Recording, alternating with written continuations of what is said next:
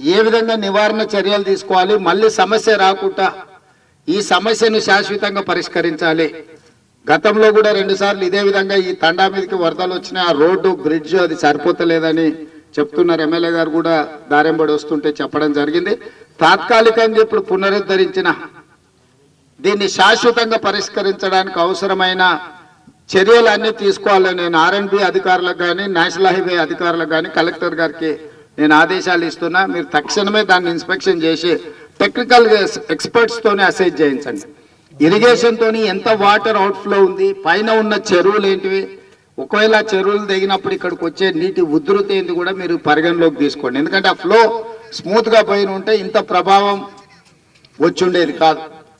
ఊహించని సంఘటన అయినా ఇప్పుడు మన దృష్టికి వచ్చింది కాబట్టి ఇప్పుడు నిర్మించుకోబోయే బ్రిడ్జ్ కానీ అక్కడ పెట్టే కల్వర్ట్స్ కానీ ఆ రోడ్డు నిర్మాణాన్ని కూడా మళ్ళా భవిష్యత్తులో ఇట్లాంటి సమస్య ఉత్పన్నం కాకుండా దాన్ని శాశ్వతమైన పరిష్కారంగా ఇక్కడ ఉన్న అన్ని పరిస్థితులను అంచనా చేసుకొని ఎక్స్పర్ట్స్ కమిటీ రిపోర్ట్ తీసుకొని తక్షణమే వాటిని పునరుద్ధరించడానికి కూడా చర్యలు తీసుకోవాల్సిన అవసరం ఉన్నది.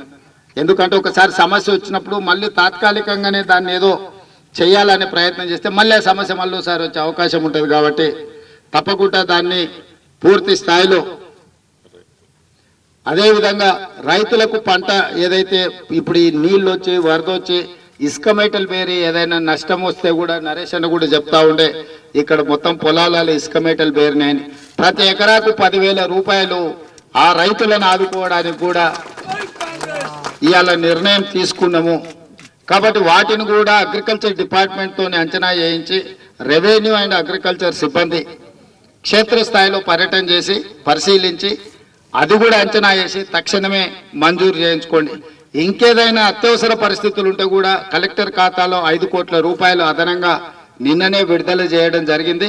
కలెక్టర్ గారు వాటి నుంచి ఏదైనా స్థానిక సమస్య లేదని వస్తే అక్కడికక్కడికే పరిష్కరించడానికి కూడా మీరు మంజూరు చేసే అనుమతి రాష్ట్ర ప్రభుత్వం ఇచ్చింది. కాబట్టి మీరు ఆ విషయాన్ని కూడా దృష్టిలో పెట్టుకొని వాళ్ళని ఆదుకొని కష్టాలలో ఉన్నారు. మీరు మానవత్వంతో మనము ప్రభుత్వము అధికారులు వ్యవహరించాలి. మనం చట్టాలు నిబంధనలు అని చర్చ చేసుకుంటూ ఉంటే వాళ్ళకు నష్టం జరుగుతుంది. వీళ్ళు పేదవాళ్ళు, మరీ ముఖ్యంగా గిరిజనులు. కాబట్టి ప్రభుత్వం ఉదారంగా ముందుకొచ్చి వీళ్ళ పట్ల మానవీయ కోణంలో మనం వ్యవహరించాలి, నిర్ణయాలు తీసుకోవాలి. అందుకే నేను అధికారులకు సూచన చేస్తున్నా, ఆదేశాలు ఇస్తున్నా. అదేవిధంగా ఇన్ఛార్జ్ మినిస్టర్ గారికి సూచన చేస్తున్నా. మీ దృష్టికి ఏదొచ్చినా అక్కడికక్కడనే మీరు అనుమతి ఇవ్వండి. అవసరమైతే మళ్ళా ప్రభుత్వంలో మనం కావాల్సిన విధానపరమైన నిర్ణయాలు మంజూరు చేసే విషయాన్ని మనం పరిగణలోకి తీసుకుందాం. మీరు స్వేచ్ఛగా ఈ ప్రజలను ఆదుకోవడానికి, వాళ్ళ జీవితాలు పునరుద్ధరించడానికి, మళ్ళీ యథాతథ పరిస్థితి వాళ్ళకు వచ్చే విధంగా మీరు పర్యవేక్షించుకుంటూ అధికారుల నుంచి సమాచారం తెప్పించుకుంటూ మీరు నిర్ణయాలు తీసుకోండి. ఏదైనా ప్రభుత్వ స్థాయిలో నిర్ణయాలు మళ్ళీ తీసుకునేది ఉంటే మనం తీసుకుందాం. మీకు స్వేచ్ఛ ఉన్నది. ఇన్ఛార్జ్ మినిస్టర్గా మీరు కావాల్సిన నిర్ణయాలు ఏవైనా తీసుకొని ప్రభుత్వానికి ప్రతిపాదన పంపించండి. ఆ ప్రతిపాదనలు ఆమోదించి వీళ్ళ కష్టాలు తీర్చడానికి ప్రభుత్వం చర్యలు చేపడుతుందని చెప్పి తెలియజేస్తూ తండావాసులందరూ కూడా నా సూచన ఒక్కటే, ధైర్యంగా ఉండండి. ప్రభుత్వం మీది, మిమ్మల్ని ఆదుకోవడానికి ప్రభుత్వం సిద్ధంగా ఉంది. మీకు అవసరమైన మేరకు అన్ని రకాలుగా మీ జీవితాలలో మళ్ళీ మంచి రోజులు చూడడానికి అవసరమైన అన్ని చర్యలు ఈ ప్రభుత్వం తీసుకుంటుందని తెలియజేస్తూ ఈరోజు సీతక్క కూడా మీ అందరి కష్టాలను నా దృష్టికి తీసుకొచ్చింది. తప్పకుండా ముందస్తు జాగ్రత్తలు తీసుకోవడమే కాకుండా శాశ్వతంగా మీ సమస్యల్ని పరిష్కరిస్తా అని చెప్పి మీ అందరికి తెలియజేస్తూ మీ దగ్గర సెలవు తీసుకుంటున్నా. ధన్యవాదాలు మిత్రులారా.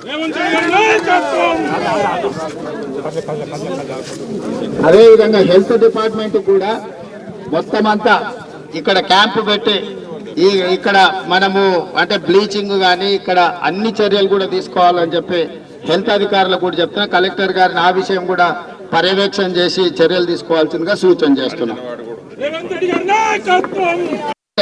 గిరిజన తండాతో పాటు దళితులు కూడా ఉన్నారని మా బలరాం నాయక్ గారు మా వాళ్ళు చెప్తున్నారు.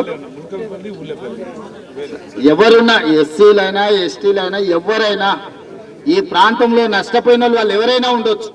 వాళ్ళందరిని ఆదుకునే బాధ్యత ప్రభుత్వానికి.